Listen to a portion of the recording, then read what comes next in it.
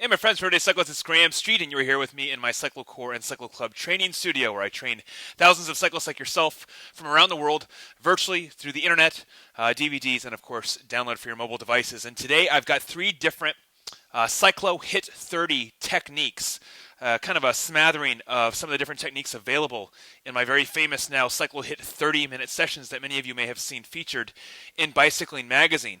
What Bicycling Magazine couldn't share with you is some of the techniques that I'm working with within the Cyclo Hit 30 workouts. And today I want to share three specific ones that will really help you out, whether it's with your indoor trainer or out on the bike, to help build your climbing strength, your climbing efficiency, and your top-end climbing power. I think so many of us, when we think of climbing, we think of this one gear, one shift, all the way to the top. And if you've ever ridden with a fast cycling group, if you've ever raced a mountain bike, if you've ever done an aggressive sprint triathlon, you know it's not just about how strong you are getting to the top, but how efficient you are to get to the top and continue to push the gear forward.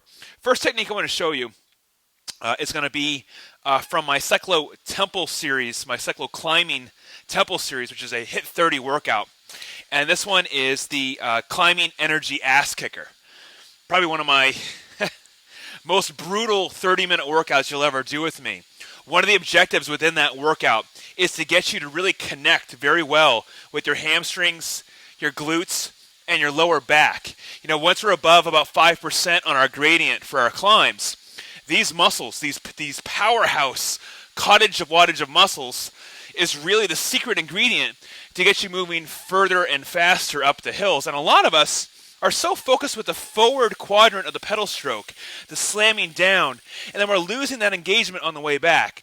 So some things we'll do in the energy ass kicker is teach you how to slide back a little bit further, learn how to pull from the 5 o'clock position, right about here, pulling back, right to about here, and then letting the leg flip over on its own. So instead of trying to mash down to the front, I want you to shut that switch off, which we will practice, and I'll teach you how to do that, and turn this switch here on to the ability where you should be able to hold a nice tight position, about a 5-degree pitch. If you wanted to elevate the front wheel, you could. Get a little bit more stimulus here.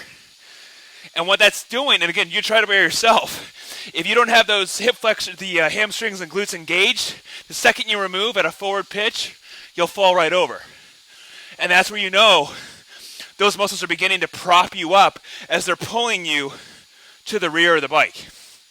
Second thing we're going to go over in another workout for the Hit 30s will be the climbing attack. Now, if you've ever raced, rode, or mountain bike, you know it's one thing to go out on a training ride, right?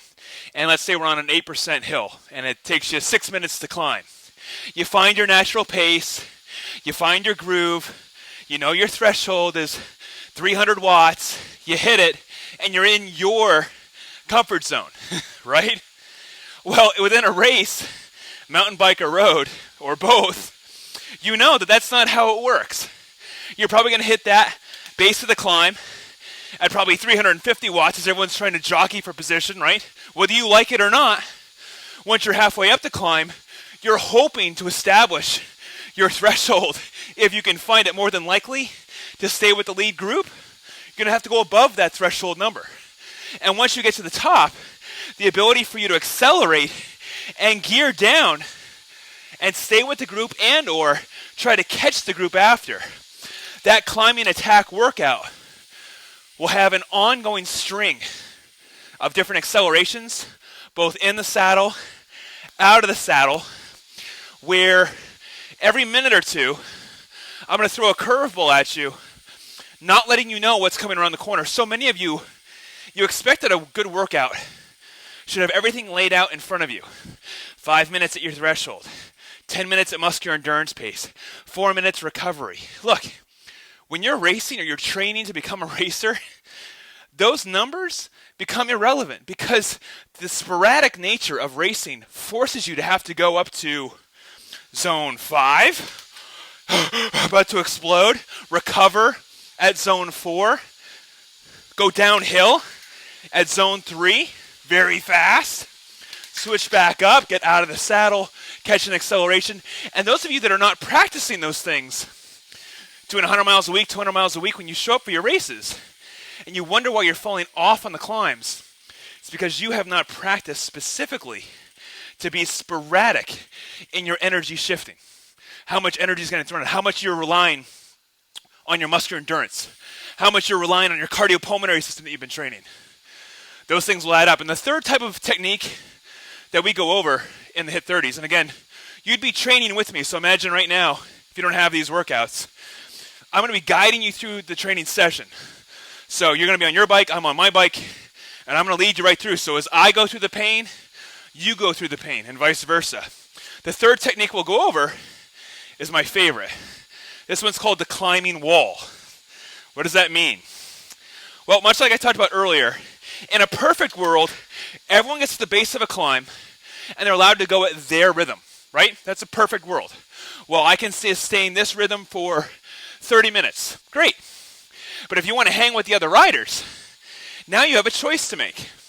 Do you have the wherewithal within your body to accelerate, decelerate, change your position, change your stroke, change your cadence, change your gear on command to stick with those accelerations?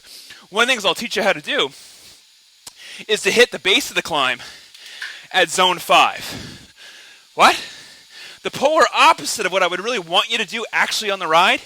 In your training your body to go up beyond your threshold towards your VO2 max for 2, 3, maybe 4 minutes, basically causing your body to fully fatigue. And then, just as your body wants to pop, we hit that wall. And now you find your threshold. And you hold that for 3 minutes, 5, 8, 10. And for the single speed strength breakthrough workout, we hold it for a full 15 minutes after we hit 5 minutes of your VO2 max. Meaning that I'm going to put your body in a position to fail, then I'm going to ask it to pull back, and now sustain that number all the way to the top. What does that do for you? Just think about it. You're on a group ride race. You know your climbing's kind of okay. You got riders that are going to use the hill to their advantage. They're lighter than you, more experienced than you maybe. They throw the hammer down. You got a choice. You can throw out that energy. If you've practiced it, you know what the numbers are. You know that, hey, I can throw out 450 watts or 300 watts or whatever your number is. My zone 5, 400 watts. I can throw that out for a solid 4 or 5 minutes. Now it's gonna rip me apart, but if I've practiced holding that number and then backing it down into the threshold, back into 320s, 300, and I could train to sustain it, now I've stuck with that lead group. Because let me tell you something, when you think about this, especially in racing or group rides, fast group rides, you have choices you have to make. Choice number 1, if you're not a great climber and you're not training with me, doing these HIIT sessions and all these different techniques that I'll go over with you ad nauseum until it's drilled into your brain, when you hit those hills, if you choose to throw out the energy to stick with the lead group, you're going to throw out a lot of energy and put yourself at risk of popping towards the top. I'm not going to lie to you. That can happen. The alternative is to let the group go and you try to catch at your own pace. Here's the thing. Once you hit the top, you actually probably have to throw out 20, 30, 40% more energy at the top to get anywhere near that group, especially if the group's smart and there's more than 3 riders. It works together. It's you versus 3, you versus 5, you versus 10. You'll lose every time. So if you can train yourself in shorter blocks with higher intensity, getting yourself situated with, look, I can sustain this number for 3 minutes, 4 minutes.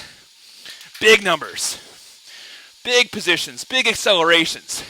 Once you hit your limit, back it down 1 gear, roll the hill over, and maintain that threshold pace. If you can train your body to do that, you're going to have a huge advantage, even if you're not a great climber.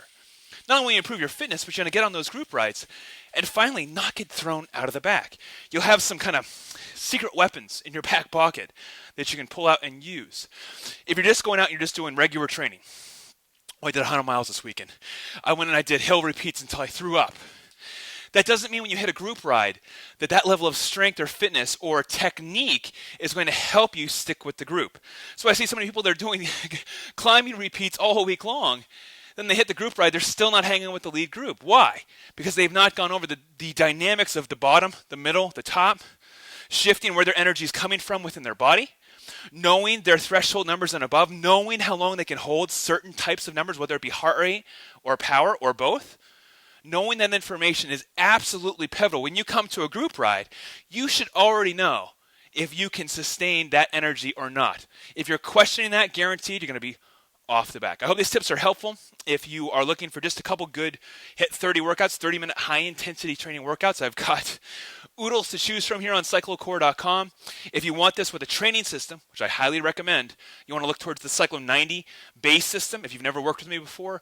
And then if you have worked with me, you can look towards the Cyclo 90 in-season systems, which will use 11 new Cyclo Hit 30 workouts, the Core 2.0 workouts, and we're going to systemize that for racing, mountain bike racing, epics and enduros, centuries, and climbing events. So any kind of goal you've got, I can micronize that using these techniques. I hope it's been helpful. Please share with your friends.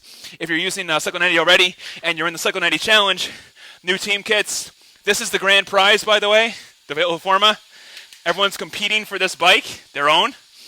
My team kits, I've already handed out 3 sets, I think. I've got more coming out. If you want to buy it, you can buy it at cyclo-core.com. I'll talk to you later, man.